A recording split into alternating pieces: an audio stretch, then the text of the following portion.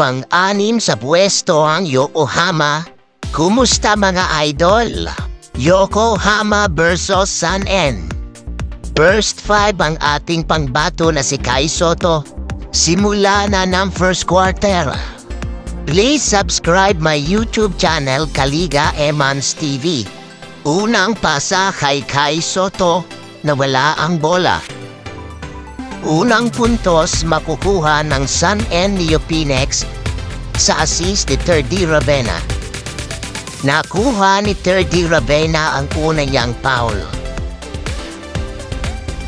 Unang puntos ng Yokohama galing sa free throw ni Kawamura.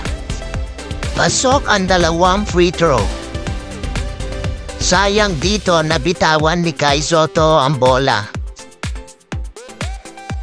Naka-easy basket dito si Terdy Ravenna. Unang assist ni Kai Sotto, gandang pasa. Sinundan pa ng isang easy basket sa ilalim.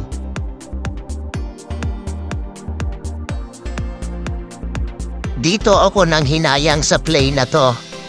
Nakakuha ng offensive foul ang ating pambato na si Kai Sotto. Power slam dunk na sana. Buti na lang nakabawi siya dito sa layup na ito. Foul ang kalaban kaya mabibigyan ng dalawang free throw ang ating pambato na si Kai Sotto. Isa lang ang naipasok niya dito. Of first quarter, lamang ang Sun N Neo Phoenix, 24-20. Second quarter, under 4 minutes, ipinasok si Kai Sotto. Nagkaroon siya ng isang turnover. Nabitawan niya ang bola. Bumawi naman si Kai Sotto ng isang floater bago matapos ang second quarter. Abante ang Yokohama 42-39. Third quarter, pasok ang 3 points ni Oliver. Oliver connection to Kai Sotto, nice move. Pasok ang layup. Meron ng 9 points ang ating pambato ni si Kai Sotto. Nakablock ang ating isang kababayan na si Terdy Ravenna. Kawamura connect to Kai Sotto, 200 power dunk. 11 points for Kai Sotto. Napakalupit ng pasa ni Kawamura kay Kai Sotto. Another alley-oop dunk. 13 points na si Kai Sotto. Sablay ang 3 points ni Okuf, pero nakuha naman ni Kai Sotto ang rebound. Jump shot, pasok ang 2 points. Mayroon ng 15 points si Kai Sotto. Nakakuha ng foul si Terdy Ravenna. Nasundot ang mata. Pasok ang dalawang free throw ni Terdy Ravenna. Tabla ang talaan. All 63. Ang ganda ng fake dito ni Muri. Pasok ang 3 points. End of third quarter, 66-63, favor of Yokohama. Fourth quarter, Kai Sotto, side pocket, pasok. 17 points for Kai Sotto.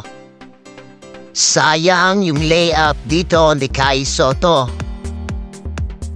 Pero binawi niya rin kaagad ng isang layup galing sa pasa ni Okuf. Meron ng 19 points si Kai Sotto. Kawamura Sotto, another connection. 200 dunk. 21 points for Kai Sotto. Bumitin si Terdy Ravenna kay Kai Sotto. Nakakuha ng foul si Terdy Ravenna. Okuf, easy basket. Meron na ring 6 points si Okuf. Kai Sotto, pasok ang floater. 23 points. Please subscribe my YouTube channel Kaliga Emans TV. Please like, comment, and share. Tinuldukan ni Kawamura ang kanilang pagkapanalo sa 3 points. Natapos ang laban na may score na 81-76. Merong 23 points, 10 rebounds, 1 assist si Kai Soto. Thank you for watching mga idol.